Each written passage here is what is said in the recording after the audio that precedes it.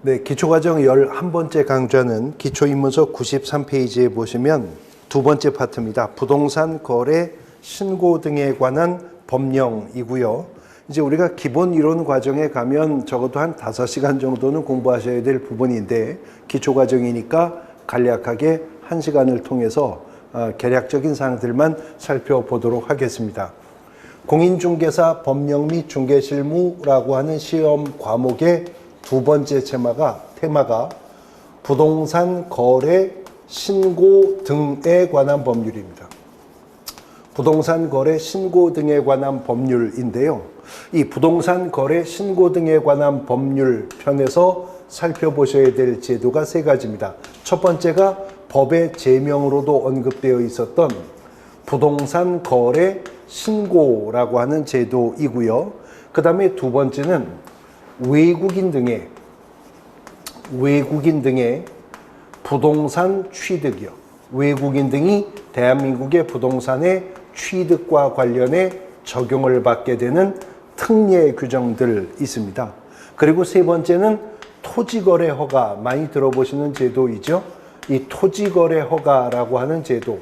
이렇게 해서 세 가지의 테마를 이제 부동산 거래 신고 등에 관한 법령편에서 공부하시게 되는데, 이 중에서 첫 번째 테마인 이 부동산 거래 신고라고 하는 제도는 원래는 2005년에 부동산 중개업법이라는 법 속에 도입되었던 하나의 제도입니다.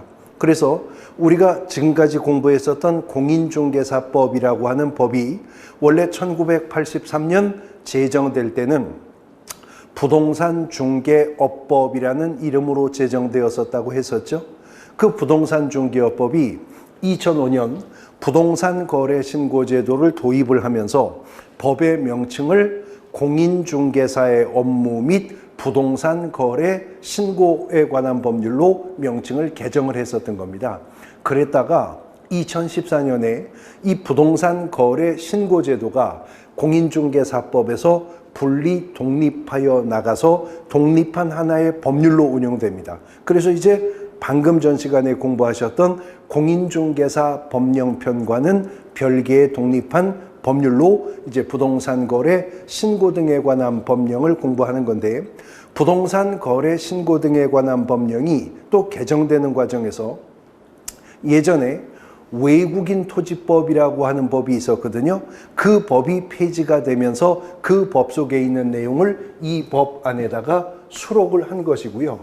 예전에는 공법에서 공부하시는 국토의 계획 및 이용에 관한 법률에 근거하여 운용되고 있었던 토지거래 허가라고 하는 제도를 국토법을 개정하면서 뽑아내어서 이 부동산 거래 신고 등에 관한 법령편으로 옮겨 넣게 된 겁니다.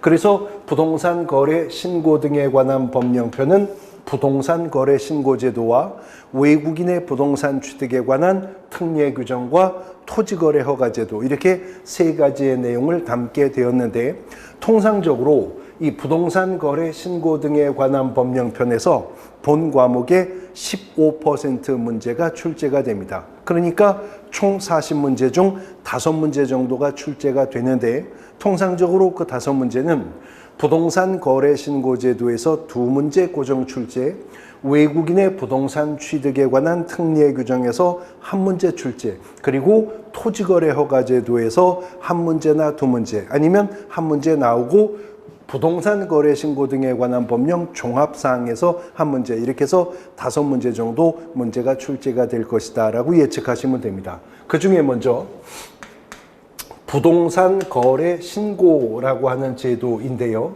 이 부동산 거래 신고 제도는 2005년 도입될 당시부터 실거래가를 확보하기 위해서 도입한 제도인데, 2006년 1월 1일부터 시행이 되었고, 그 후로 여러 차례 개정을 거쳐 지금의 제도를 유지해 가게 되는 것입니다.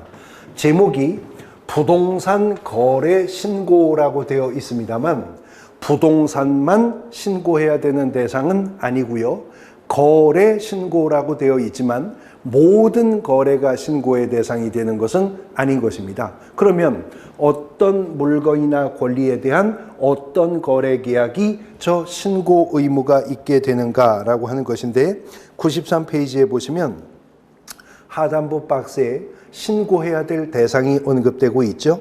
첫 번째, 부동산의 매매 계약. 그리고 두 번째는 각종 관계 법률에 따르는 부동산에 대한 공급 계약. 그리고 세 번째는 다음 어느 하나에 해당하는 지위의 매매 계약인데 첫 번째가 공급 계약을 통하여 부동산을 공급받을 자로 선정된 지위에 대한 매매 계약이고요. 두 번째가 도시 및 주거환경정비법 또는 빈집 및 소규모 주택정비법에 따르는 관리처분 계획의 인가나 사업시행계획 인가로 취득한 입주자의 지위에 대한 매매 계약. 결국 부동산 거래 신고의 대상은요. 첫 번째는 토지 및 건축물, 부동산입니다. 부동산의 매매 계약이 부동산 거래 신고의 대상이 되고요. 두 번째는 여러 가지 관계 법령에 근거한 부동산의 공급 계약이 부동산 거래 신고의 대상이 된답니다. 그리고 세 번째는 이 부동산 공급 계약에 따라 공급받을 자로 선정된 자의 지위, 우리가 이걸 분양권이라고 부르는 거죠. 분양권 매매 계약, 그리고 도시 및 주거환경정비법이나 빈집 및 소규모 주택정비에 관한 법률상의 인가로 취득한 입주자의 지위, 우리가 이걸 재건축, 재개발, 입주권이라고 보통 표현을 하죠. 이런 분양권이나 입주권의 매매 계약이 부동산 거래 신고의 대상이 된다는 겁니다. 그러니까 부동산 거래 신고라고 되어 있지만 토지 건축물과 같은 부동산뿐만 아니라 부동산과 관련한 일정한 권리도 신고 의무가 있고 거래 신고라고 합니다만 거래 계약 중 신고의 대상은 매매 계약과 공급 계약만 이 부동산 거래 신고의 대상이 되는 것이 원칙입니다. 잠시 후에 이제 예외는 살펴보시게 될 건데요. 그래서 이런 물건이나 저런 권리에 대한 매매나 공급 계약이 체결되면 체결이 된 날로부터 30일 이내입니다. 종전에는 60일이었었는데 2020년 개정을 통해서 신고 의무 기한을 앞당겼습니다. 30일 이내에 실제 거래 가격 등 대통령령이 정하는 사항을 신고를 해야 된다는 거죠. 물건이나 권리 대상 부동산이 소재하고 있는 지역을 관할하는 시장, 군수, 구청장에게 실제 거래 가격 등 일정한 사항을 신고해야 된다. 그래서 이 법에서 그 물건이나 권리 대상 부동산이 소재한 지역을 관할하는 시장, 군수, 구청장을 신고관청이라고 부르는 겁니다. 신고관청에 실제 거래 가격 등을 신고해야 할 의무가 있다는 것입니다. 근데 누가 이 신고를 해야 하는가라고 하는 것인데 신고 의무자가 누구인가 하는 문제는 이런 매매 계약이나 저런 공급 계약이 계약 당사자 간에 직접 거래를 통해 성사된 계약인지 아니면 개업공인중개사의 중개 완성의 결과로서 성사된 계약인지에 따라 이 법은 신고 의무자를 구분합니다. 당사자 간의 직접 거래를 통해서 매매나 공급 계약이 체결되었다면 이때 부동산 거래 신고는 거래 당사자가 공동으로 신고를 해야 하는 것이 원칙이라고 하는 거죠. 매매 계약이라면 매도인과 매수인이 공동으로, 공급 계약이라면 공급자와 수급자가 공동으로 부동산 거래 신고를 하여야 하는 것이 원칙이랍니다. 그러면 예외가 있다는 말이죠. 원래 직접 거래 시에는 당사자가 공동으로 신고를 해야 되는 게 원칙인데 그 계약의 당사자 중 일방이 국가 등일 수 있다는 거예요. 국가나 지방자치단체, 공공기관, 공공단체일 수 있다는 거죠. 그래서 계약의 당사자 중 일방이 국가 등이었었다면 그때는 국가 등이 단독 신고하도록 하는 예외 규정을 두고 있고요. 그렇지 않다면, 즉 계약의 당사자 중 일방이 국가 등이 아니라면 직접 거래 시에는 당사자가 공동 신고해야 한다고 했죠. 그런데 공동 신고라는 것은 매매 계약일 경우에 매도인과 매수인이, 공급 계약일 경우라면 공급자와 수급자가 모두 신고 의사가 있어야 공동 신고 의무를 이행할 수가 있잖아요. 그런데 당사자 중에 일방이 신고를 거부한다면 물리적으로 공동 신고할 수 없게 되죠.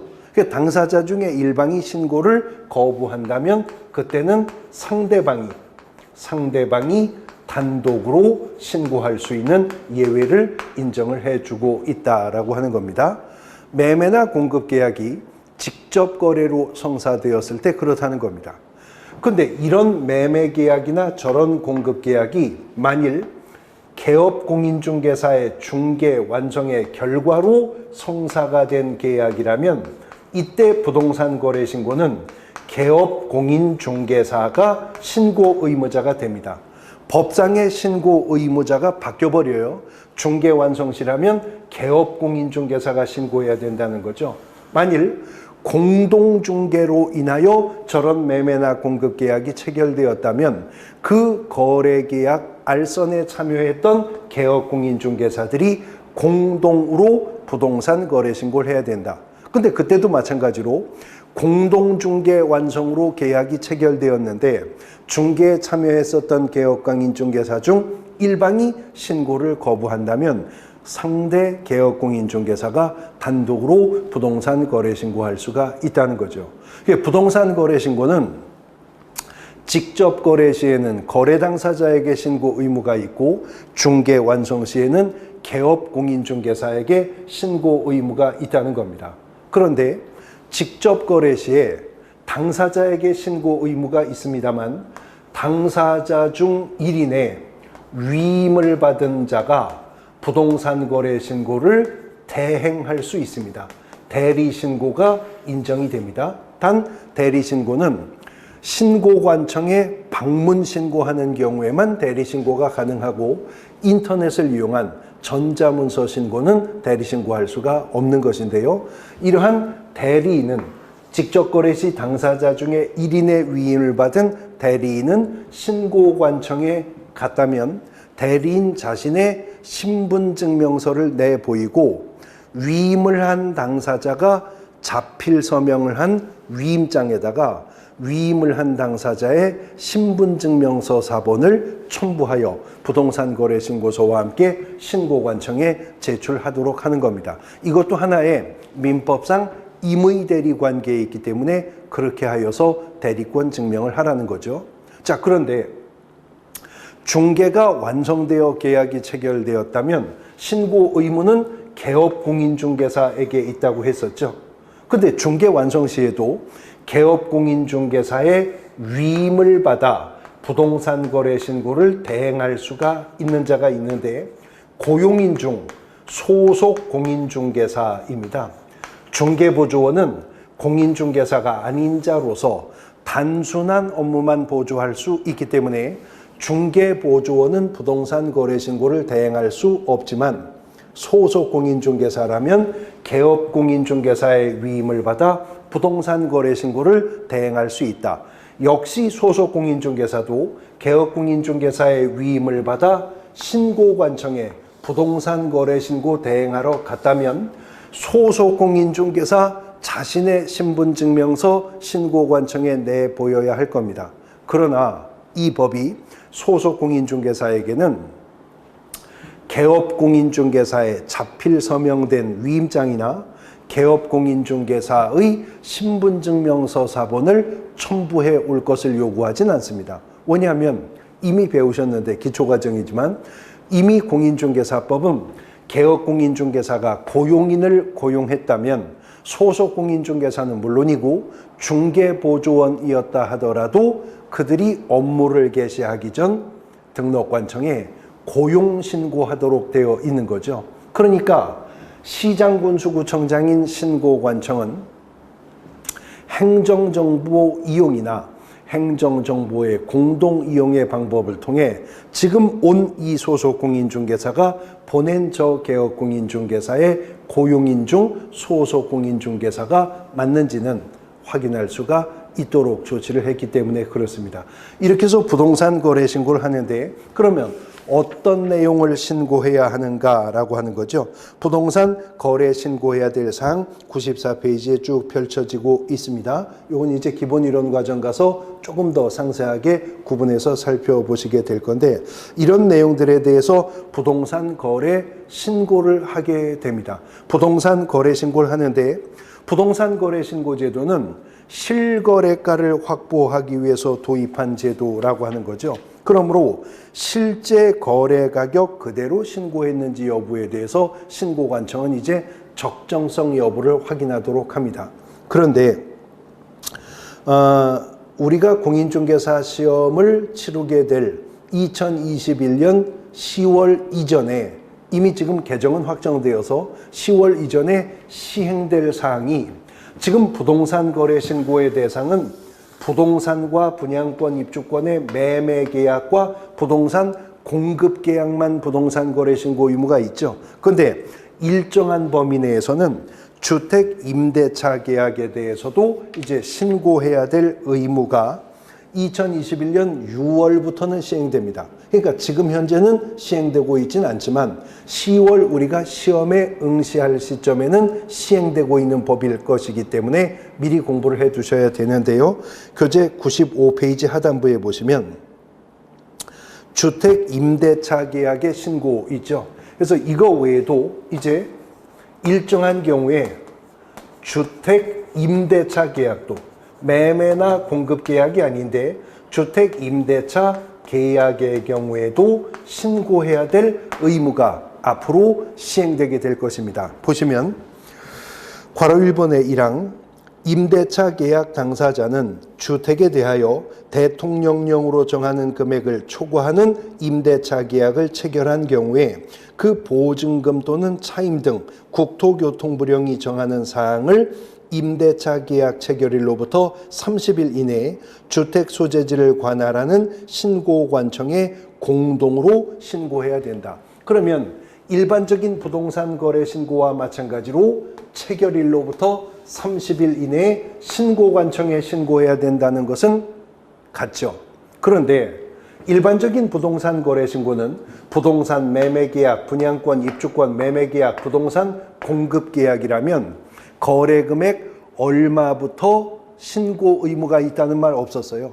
무조건 신고해야 되는 거죠. 근데 주택 임대차 계약과 관련해서는 신고 의무가 있는 대상 금액이 앞으로 이제 시행령 개정을 통해서 정해질 것이다 라고 하는 것을 이미 개정 확정된 법률에서 언급하고 있습니다. 구체적으로 그 대통령령이 정하는 금액이 얼마인지는 이제 시행령 개정하면서 확정되게 될 것이죠.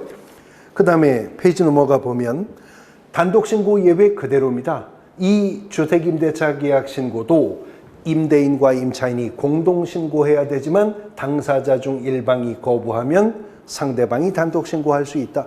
중개 완성 시에는 개업공인중개사가 공동중개라면 공동 신고해야 되지만 일방이 거부하면 상대방이 단독 신고할 수 있다라고 하는 예외 그대로 인정이 되게 됩니다. 단 일반적인 부동산 거래 신고는 무조건 물건이나 권리대상 소재지 시장군수구청장에게만 신고할 수 있는데 96페이지 사항을 보니까 신고관청은 주택임대차 계약의 신고에 따르는 사무에 관한 해당 권한의 일부를 그 지방자치단체 조례로 정하는 바에 따라 읍면동장 또는 출장소장에게 위임할 수 있다.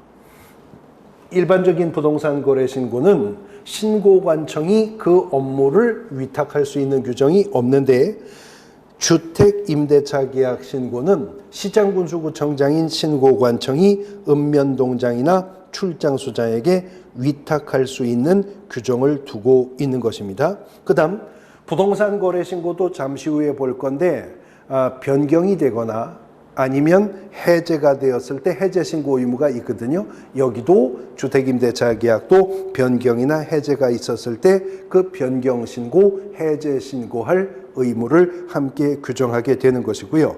오른쪽에 보시면 괄호 4번 다른 법률에 따르는 신고 등의 의제입니다. 1항 임차인이 주민등록법에 따라 전입신고를 하는 경우에 이 법에 따르는 주택임대차 계약 신고를 한 것으로 본다. 주민등록 전입신고를 마쳤다면 부동산 주택임대차 계약 신고는 한 것으로 의지해 준답니다. 그 다음 2항 공공주택특별법에 따르는 공공주택사업자 또 민간임대주택법에 관한 특별법에 따르는 임대사업자는 관련 법령에 따르는 주택임대차 계약의 신고나 변경 신고를 하면 역시 주택임대차 계약 신고를 한 것으로 의제가 된다는 것이고요. 그 다음 3항 주택임대차 계약 신고 접수를 완료하면 주임법에 따르는 확정일자를 부여한 것으로 본다. 다시 말해서 임대차 계약서 원본에 법원, 등기소, 공증사무소 혹은 주민센터 등에서 따로 확정일자를 받지 않아도 주택임대차 계약 신고를 하면서 임대차 계약서 함께 제출하게 되면 확정일자가 부여되기 때문에 주택임대차 계약 신고를 필요한 날부터는 후순위 물건이나 기타 채권보다 보증금 전액을 먼저 배당받을 수 있는 이른바 물권화된 효력, 우선 변제적 효력이 발생하게 될 것이다 라고 하는 것입니다. 실거래가 확보를 도입하기 위해서 도입이 됐기 때문에 이렇게 해서 부동산 거래 신고나 주택임대차 계약 신고를 하게 되면 신고관청은요, 시장군수구청장은 국토교통부 장관이 구축해서 운영하는 부동산 거래 가격 검증 체계라고 하는 게 있습니다. 98페이지 맨 밑에 보시면 98페이지 맨 밑에 부동산 거래 가격 검증 체계 구축 운영 국토교통부 장관이 구축 운영한다고 되어 있죠. 그 국토교통부 장관이 구축 운영하는 부동산 거래 가격 검증 체계를 통하여 신고관청은 신고 내용의 적정성을 검증하는 것입니다. 그래서 이 적정성 검증 과정에서 신고사항이 누락되어 있다면 신고해야 될 사항 중에 빠져 있는 것이 있다면 그때 신고관청은 이를 신고인에게 보완하게 할 수 있고 신고 내용이 실제 거래 가격에 부합하지 않는 것 같다는 판단이 있으면 거래대금 지급 증명 자료 등을 요구할 수도 있도록 하고 있습니다. 그래서 국토교통부 장관이 구축 운영하는 부동산 거래 가격 검증 체계를 통해서 적정성이 검증이 되었을 때에는 시장군수구청장은 그 적정성 검증의 결과는 관할 세무관서회장에게 통보해 줘야 됩니다. 그리고 신고인에게 신고 필증을 지체 없이 발급하게 될 거라는 거죠. 이렇게 해서 부동산 거래 신고 필증이 발급이 되면 매수인은 부동산 등기 특별조치법 3조 1항에 따르는 검인은 받은 것으로 봅니다. 검인이 의제되기 때문에 별도로 부동산 등기 특별조치법의 절차를 밟아 검인은 받지 않아도 된다는 거죠. 문제는 부동산 거래 신고를 언제까지 해야 한다고 했었죠? 체결일로부터 60일 이내 해야 된다고 했어요. 계약의 이행이 30일 이내. 계약의 이행이 완료된 날로부터 30일이 아니라 체결일로부터 30일 이내 해야 된다고 했었다는 거죠. 그러면 계약이 체결된 날로부터 30일 이내에 부동산 거래 신고를 필요하였는데 신고했었던 계약이 무효가 되거나 취소가 되거나 해제 등이 되는 일이 있을 수 있죠. 계약이 깨질 수 있다 그 말입니다. 그때는 다시 해제 등이 확정된 날로부터 30일 이내에 해제 등을 신고해야 할 의무를 규정하고 있는 겁니다. 그 다음에요. 부동산 거래 신고를 체결일로부터 30일 이내에 행하였는데 부동산 거래 신고를 하고 나서 보니까 신고해야 될 사항 중에 잘못 신고한 것이 뒤늦게 확인될 수 있다는 거죠. 그런 경우에 있어서는 이제 바로 잡아야 되기 때문에 신고 사항 중에 일부 사항에 대해서는 정정 신고할 수 있습니다. 정정 신청할 수 있습니다. 그러면 신고관청은 정정된 내용이 확인되면 정정된 신고필증을 재발급을 하는 겁니다. 근데 이번에는 부동산 거래 신고를 피라고 났는데 신고할 때는 아무것도 잘못 신고한 게 없었어요. 근데 신고한 사항 중에 후발적 불일치가 발생하는 문제, 신고 내용이 바뀌게 되는 게 있을 수 있죠. 그러면 그때는 일부 사항에 대해서는 변경 신고할 수 있도록 하고, 변경 신고를 받은 신고관청은 변경된 내용이 확인되면 변경된 신고 필증을 재발급하도록 하는 규정을 두고 있다는 겁니다. 자, 부동산 거래 신고 제도의 큰 틀에 대해서 살펴보셨고요. 그 다음에 101페이지에 보시면 부동산 거래 신고 등에 관한 법령편의 두 번째 파트가 뭐였죠? 외국인의 부동산 취득에 관한 특례라고 하는 규정이었었습니다. 지금 제도의 제목만 봐도 이거는 적용 대상이 누구일 것이라는 것을 알 수 있어요? 외국인 등입니다. 외국인 등이 대한민국의 부동산을 취득할 때 적용이 되는 특례 규정인 겁니다.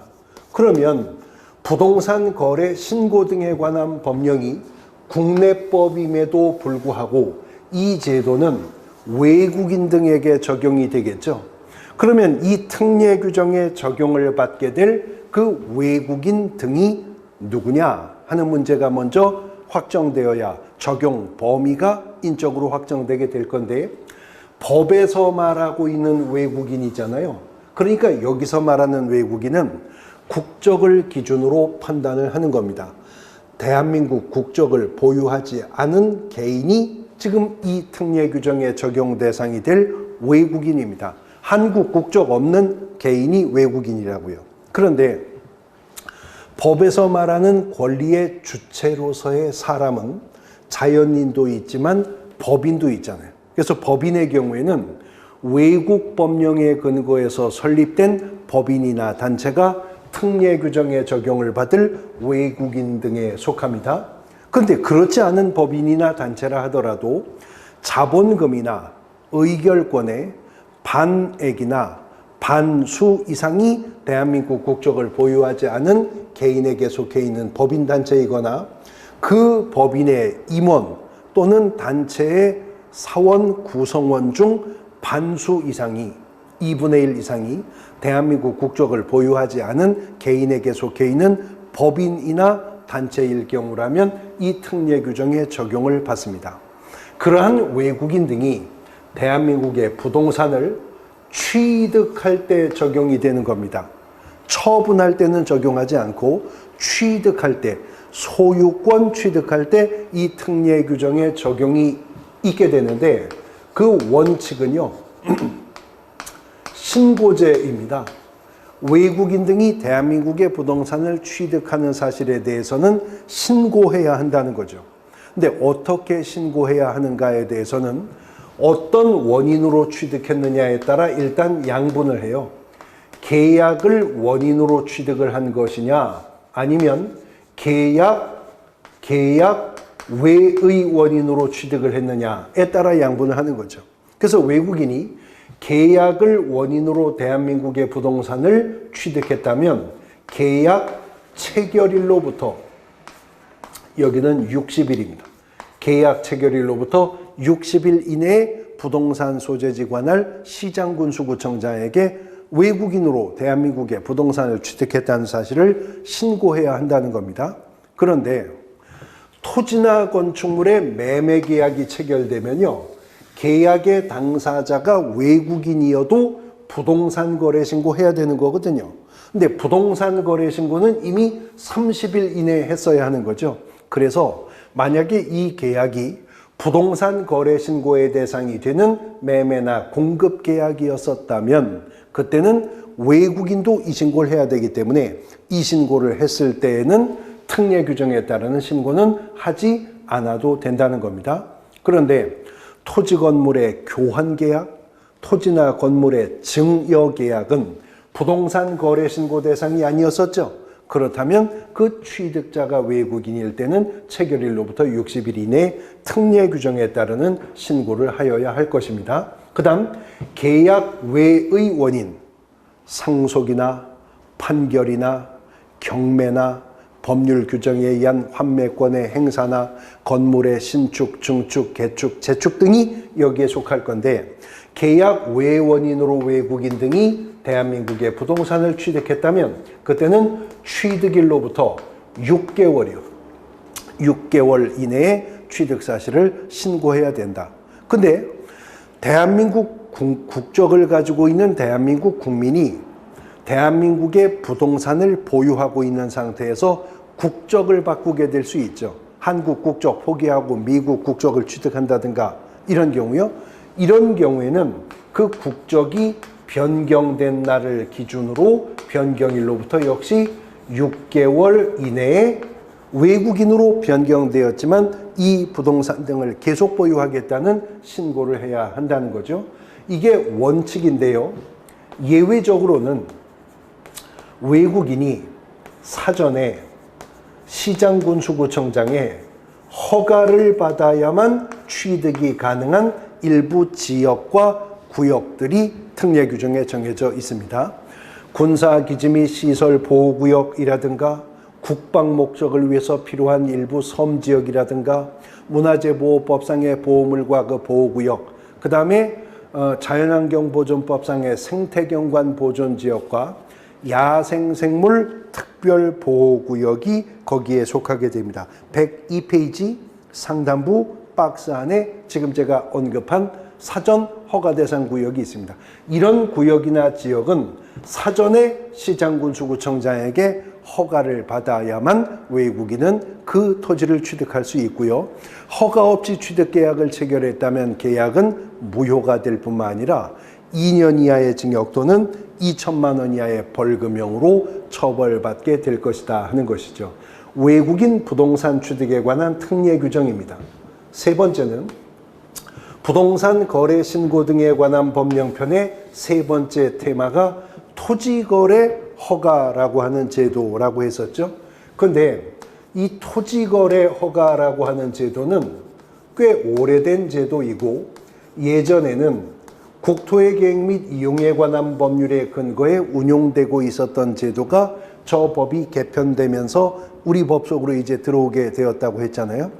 대한민국에서 시행되는 공법상 거래 규제 제도 중에 가장 대표적이고 가장 강력한 거래 규제 수단이 토지거래 허가라고 하는 제도고요. 이거는 강행 규정으로서 법률행위의 효력 발생 요건이기도 합니다. 그래서 토지거래 허가받아야 될 계약에 대해서 허가받지 않으면 계약 자체가 무효가 될 뿐만 아니라 형사처벌의 대상이 되어 2년 이하의 징역 또는 취득가액의 30% 범위 내에서의 벌금이 부과될 수도 있는 제도가 바로 토지거래 허가 제도입니다. 단 부동산 거래 신고 제도는 부동산 거래 신고 지역이라고 하는 거 없습니다. 부동산 거래 신고 대상 거래 금액이라는 것도 없고요. 부동산 거래 신고해야 될 신고 대상물의 면적 같은 것도 없어요. 그런데 이 토지거래 허가라고 하는 제도는 토지거래는 다 허가를 받아야 한다는 제도가 아니라 토지거래 허가 구역이 지정이 됩니다. 그 허가구역 안에서만 작동하는 제도예요. 그리고 토지거래 허가구역 내에 토지라 하더라도 허가, 대상, 면적이 정해집니다. 그래서 토지거래 허가구역 안에 허가, 대상, 면적에 해당하는 토지에 대해서 그것도 유상해, 다시 말해 대가성이 있는 그 말입니다. 무상 증여 같은 건 토지거래 허가 대상이 아니고 유상입니다. 대가성이 있는 소유권이나 지상권의 설정 이전 예약을 포함한 계약을 체결하려면 그 계약이 체결되기 전에 그 토지가 속한 지역을 관할하는 시장군수구청장, 그래서 이제 이 제도 속에서는 시장군수구청장을 허가관청이라고 부르는 것이죠. 허가관청에 가서 먼저 토지거래 허가를 받아야 한다 하는 거죠. 일단은 그 지역이 토지거래 허가구역일 경우에만 이 제도가 작동한다는 거예요. 그러면 토지거래 허가구역은 누가 지정을 하느냐라고 하는 건데, 토지거래 허가구역은요, 어떤 때는 국토교통부 장관이 지정하기도 하고 어떤 때는 시도지사가 지정하기도 한답니다. 그 기준은 이렇습니다. 토지거래 허가구역을 둘 이상의 시도에 걸쳐서 허가구역을 지정한다면 예외도 없이 허가구역은 국토교통부 장관이 지정합니다. 그런데 토지거래 허가구역을 동일한 시도 내 일부 지역에서 허가구역을 지정할 때에는 시도지사가 토지거래 허가구역을 지정하는 것이 원칙인데, 동일한 시도 내 일부 지역을 토지거래 허가구역으로 지정한다 하더라도 국가가 시행하는 개발사업 등으로 인해 부동산 투기가 성행하거나 집가가 급격히 상승하거나 그럴 우려가 있는 지역이라면 동일한 시도 내 일부 지역을 토지거래 허가구역으로 지정한다 하더라도 예외적으로는 국토교통부 장관이 지정할 수도 있는 겁니다. 국토부 장관이 토지거래 허가하려면 중앙도시계획위원회, 시도지사가 토지거래 허가구역을 지정하려면 시도도시계획위원회 심의를 거쳐 당해 지역을 토지거래 허가구역으로 지정하는 겁니다. 그러면 국토부 장관이 지정했을 때에는 시도지사를 거쳐서 해당 지역의 시장군수구청장들에게, 시도지사가 지정했을 때는 위로는 국토부 장관에게, 아래로는 개별 허가대상 지역의 시장군수구청장들에게 토지거래 허가구역을 지정했다는 사실을 통지하게 된다는 거죠. 지정권자는 국토부 장관일 수도 있고 시도지사일 수도 있지만 지정 대상 지역에서 허가 불허가 여부는 시장군수구청장이 언제나 예외 없이 허가관청으로서 처분할 것이기 때문에 그렇습니다. 그래서 허가구역 안에 허가 대상 면적에 해당하는 토지가 대가성 있는 소유권 지상권의 설정 이전 예약을 포함한 계약을 체결하고자 할 때 사전에 허가받아야 한다는 거죠. 그러면 얼마나 되는 면적일 때 토지거래 허가를 받아야 하느냐, 그냥 기초과정이니까 눈에 한번 그냥 익혀보시죠. 외우지는 마시고 104페이지에 보시면 하단부에 허가 대상 기준 면적이라고 하는 게 있죠. 지금 보고 계시는 기준 면적을 초과하는 경우에 토지거래 허가의 대상이 되는 겁니다. 도시지역 중 주거지역은 180제곱미터, 상업지역 200, 공업지역 660, 녹지지역 100제곱미터, 용도지역 지정 없으면 90제곱미터고요. 도시지역 외의 지역은 임야는 1000제곱미터, 농지는 500제곱미터, 그 밖의 토지는 250제곱미터를 각각 초과하는 토지일 경우에 토지거래 허가를 받아야 됩니다. 그래서 계약 체결 전 계약을 체결하고자 하는 당사자가 공동으로 시장군수구청장에게 토지거래 허가를 신청하는 거죠. 그러면 시장군수구청장은 민원 처리에 관한 규칙이 정한 기간 15일인데요. 15일 이내에 허가 처분을 하거나 아니면 불허가 처분을 하거나 아니면 당해 토지가 선매 협의가 진행될 것이라는 사실을 통지해 줘야 한다는 겁니다. 언제까지? 15일 이내예요. 그러면 토지거래 허가를 신청한 자가 허가 처분을 받거나 불허가 처분 등을 받았을 때는 1개월 이내에 이에 이의 신청할 수 있고, 특히 불허가 처분이 떨어졌다면 토지거래 허가 신청을 했었던 자는 1개월 이내에 토지거래 허가 안 내줄 거니까 그러면 사달라, 매수 청구할 수 있다는 거죠. 매수 청구할 수 있어요. 그러면 시장군수구청장은 매수할 자를 지정하여 공시지가 범위 내에서 그 토지를 매수케 해야 될 것입니다. 근데 이번에는 토지거래 허가 신청을 받은 자가 토지거래 허가를 하였다면 지체 없이 허가증을 발급하게 되겠죠. 그러면 토지거래 허가를 받은 자는요, 허가받은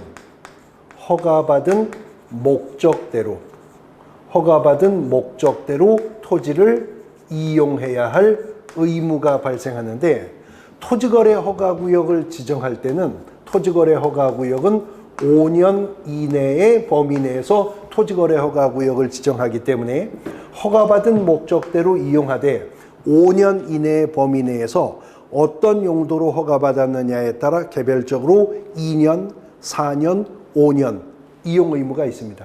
그 2년 또는 4년 또는 5년 범위 내에서 허가받은 목적대로 이용해야 될 의무가 있다는 거죠. 만일 허가를 받아놓고도 허가받은 목적대로 이용하지 않는다면 이제 허가관청은 허가받았으니 허가받은 목적대로 이용하라고 하는 이행명령을 발할 수가 있는 거고요.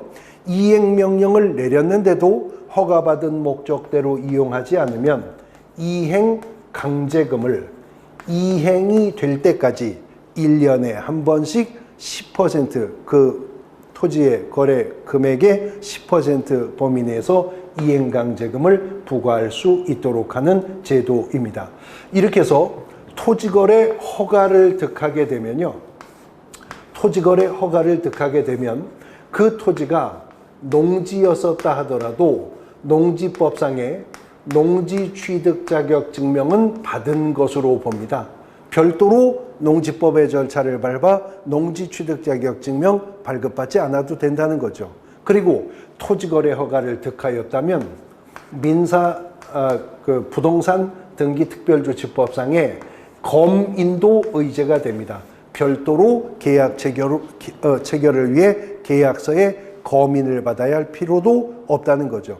그러나 토지거래 허가구역 내에 토지가 매매계약이 체결되었으면 매매는 유상의 대가성 있는 소유권 이전을 수반하는 계약이죠. 그 전에 미리 토지거래 허가 받았어야죠. 허가 대상 면적이라면. 그러나 토지거래 허가를 받았다 하더라도 토지 매매 계약은 부동산 거래 신고는 의제되지 않습니다. 토지거래 허가와는 별도로 부동산 거래 신고는 또 받도록 하고 있는 제도인 겁니다. 부동산 거래 신고제도, 외국인의 부동산 취득에 관한 특례 규정, 그리고 토지거래 허가제도, 이 세 가지가 부동산 거래 신고 등에 관한 법령을 구성하고 있는 제도고요. 토지거래 허가제도 2문제, 외국인의 부동산 취득에 관해 1문제, 토지거래 허가제도에서 1문제 또는 2문제 정도가 이제 출제가 되게 될 것이다 하는 겁니다. 이제 중개 실무편 기초이론 과정 마지막 시간에 정리를 해 보도록 하겠습니다. 쉬었다가 보도록 하시죠.